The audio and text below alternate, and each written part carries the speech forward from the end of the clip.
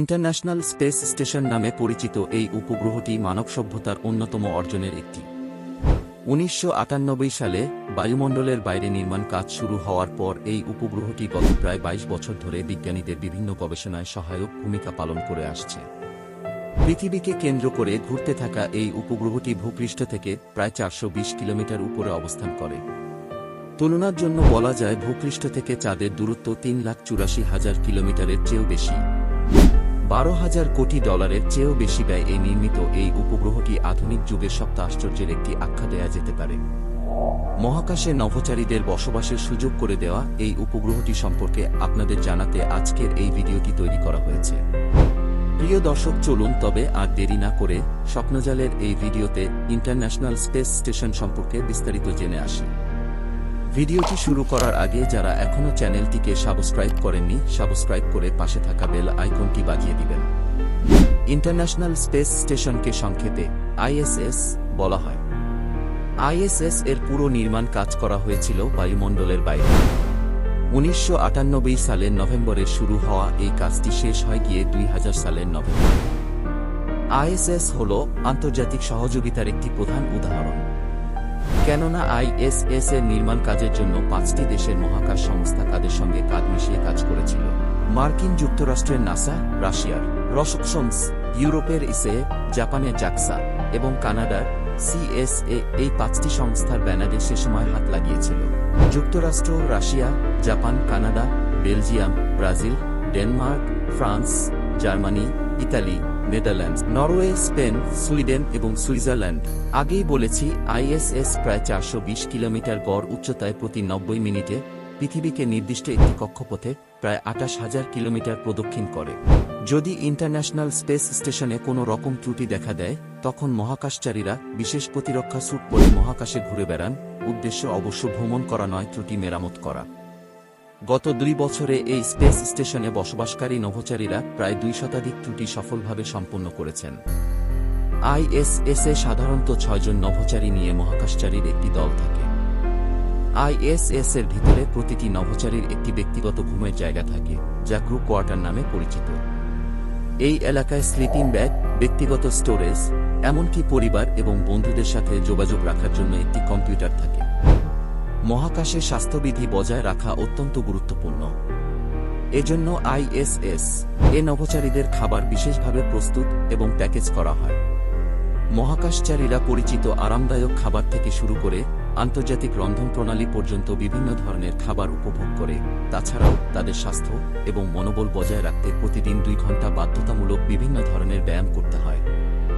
ISS microgravity অনুভব করে, যা অনন্য বৈজ্ঞানিক পরীক্ষাগুলির জন্য অনুমতি দেয় যা পৃথিবীতে পরিচালিত হতে পারে না। জীববিজ্ঞান, পদার্থবিদ্যা, জ্যোতির্বিদ্যা এবং আবহাওয়াবিদ্যার মতো ক্ষেত্রে আইএসএস এ হাজার হাজার বৈজ্ঞানিক পরীক্ষা চালানো হয়েছে। আইএসএস এর উপর পরিচালিত গবেষণা পৃথিবীর জীবনকে উপকৃত করে এবং মহাকাশ অনুসন্ধানে সহায়তা করে। মহাকাশযান পরিদর্শনের জন্য আইএসএস এর একাধিক ডকিং পোর্ট রয়েছে, যার মধ্যে রয়েছে কার্গো মুন সাপ্লাই মিশন এবং ক্রুড স্পেসক্রাফট। রাশিয়ান সোয়ুজ মহাকাশযান ক্রুডের যাতায়াতের জন্য ব্যবহৃত যানবাহনগুলির মধ্যে একটি। এই উপগ্রহটির উজ্জ্বলতা এত বেশি যে স্বাভাবিক পরিবেশে চাঁদ এবং সূর্যের মতোই ইন্টারন্যাশনাল এই স্টেশনটি খালি চোখে দেখা সম্ভব। আর যদি হাতে লাগালে শৌখিন টেলিস্কোপ থাকে, তাহলে তো কোনো কথাই নেই। এছাড়াও আপনি নাসার অফিসিয়াল ওয়েবসাইট থেকেও দেখতে পারবেন উপগ্রহটি কোনো সময় আপনার মাথার উপরে থাকে। আর সব কৃত্রিম উপগ্রহের মতো ইন্টারন্যাশনাল স্পেস স্টেশনের অধিকাংশ কার্যক্রম কম্পিউটারের মাধ্যমে নিয়ন্ত্রণ করা হয়। এর মধ্যে রয়েছে স্টেশনের তাপমাত্রা, আর্দ্রতা, মধ্যাকর্ষণ এবং বায়ুর চাপ নিয়ন্ত্রণ ব্যবস্থা, সোলার প্যানেলগুলোর দিক নিয়ন্ত্রণের উপায়। এছাড়াও পানি এবং অক্সিজেন উৎপাদন প্রক্রিয়াও রয়েছে। এসব নিয়ন্ত্রণ ব্যবস্থার কাজে মোট ৪৪টি কম্পিউটার ব্যবহার করা হয়, যাতে চলমান সফটওয়্যারগুলো তৈরি করতে কোড লিখতে হয়েছে প্রায় ২৩ লাখ লাইন। আর সব মিলিয়ে এই নিয়ন্ত্রণ ব্যবস্থা সচল রাখার জন্য এই স্টেশনটির ভেতরে থাকা বৈদ্যুতিক তারের দৈর্ঘ্য ৮ কিলোমিটারের ও বেশি।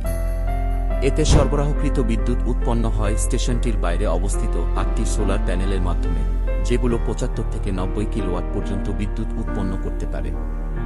দীর্ঘ সময় এই উপগ্রহের বাস করা হলেও কেউই এখানে স্থায়ীভাবে বসবাসের জন্য আসেন না। এই নভোচারীদের আসা যাওয়ার কাজ সম্পন্ন করা হয় পৃথিবী থেকে মহাকাশযান পাঠানোর মাধ্যমে। তাছাড়া উপগ্রহটিতে বসবাসরত নভোচারীদের সরবরাহের কাজটি ও এইসব মহাকাশযানের মাধ্যমে করা হয়। পৃথিবী পৃষ্ঠ থেকে উৎক্ষেপণের পর উপগ্রহটিতে পৌঁছাতে মহাকাশযানগুলোর গড়ে 6 ঘন্টা সময় লাগে। একসাথে 6টি মহাকাশযান স্পেস স্টেশনটির সাথে সংযুক্ত হতে পারে। এই মহাকাশযানগুলির মধ্যে ইলন মাস্কের স্পেস এক্স নির্মিত ড্রাগন এক্স মহাকাশযানটি বিশেষভাবে উল্লেখযোগ্য, কারণ একমাত্র এই যানটিতেই নভোচারীরা বিভিন্ন পণ্য দেশে পাঠাতে পারে। গত 2 দশকে এই উপগ্রহে বসবাস করেছেন 19টি দেশের মোট 239 জন নভোচারী। এর মধ্যে সর্বোচ্চ 191 জনই যুক্তরাজ্যের, 47 জন নভোচারী পাঠিয়ে রাশিয়া দ্বিতীয় অবস্থানে রয়েছে। তৃতীয় এবং চতুর্থ অবস্থানে রয়েছে জাপান এবং কানাডা। এই 2 দেশের যথাক্রমে 9 এবং 8 জন নভোচারী এই উপগ্রহে বসবাস করেছেন। বাকি দেশগুলোর মধ্যে ইতালির 5, ফ্রান্সের 4 এবং জার্মানির 3 জন নভোচারীর এই উপগ্রহে বসবাসের সৌভাগ্য হয়েছে। তবে সবচেয়ে দীর্ঘ সময় এই উপগ্রহে বসবাসের রেকর্ডটি যুক্তরাজ্যের নভোচারী পেগি হুইটসন। 2017 সালের সেপ্টেম্বর পর্যন্ত তিনি মোট 665 দিন এই উপগ্রহে বসবাস করেছেন। আজকের ভিডিওটি এ পর্যন্তই। স্বপ্নজালের পরের ভিডিওতে বিশ্বের সর্বোচ্চ পর্বতশৃঙ্গ মাউন্ট এভারেস্টের অজানা সত্য তুলে ধরা হবে। যদি সেই ভিডিওটি মিস করতে না চান, তাহলে চ্যানেলটিকে সাবস্ক্রাইব করে রাখতে পারেন আর স্বপ্নজাল পরিবারের একজন সদস্য হিসেবে নিজেকে দাবি করতে পারেন। ধন্যবাদ।